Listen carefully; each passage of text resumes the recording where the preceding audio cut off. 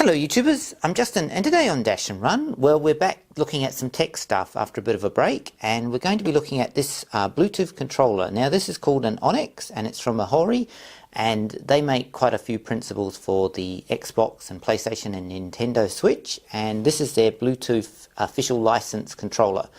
And it's in a theme of the Xbox 360 and Xbox. So anyway, like all my videos, let's get it out of the box, have a bit of a closer look, and we'll go from there.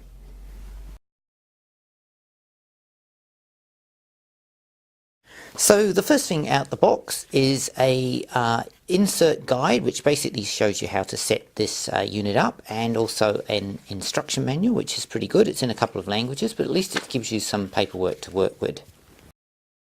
And finally we've got the controller itself, and overall it feels very comfortable. You've got the trigger buttons that feel quite responsive. You've got your charging port on the front, you've got touchpad.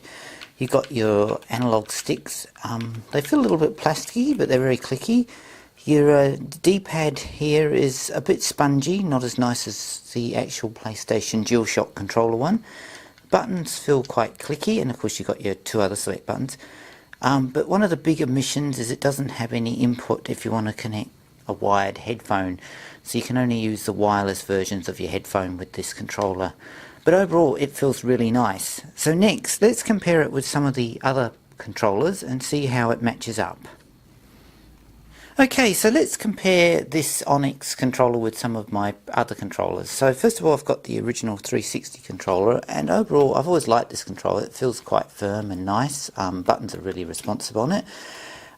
It is got a lot more weight than the ONYX controller, but the feel and layout is very similar, which is pretty good actually.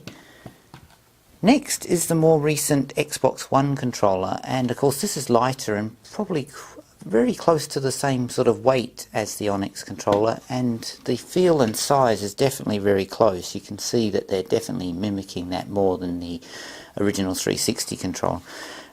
This is not a bad controller. It's not necessarily my favourite, but I do like this controller too.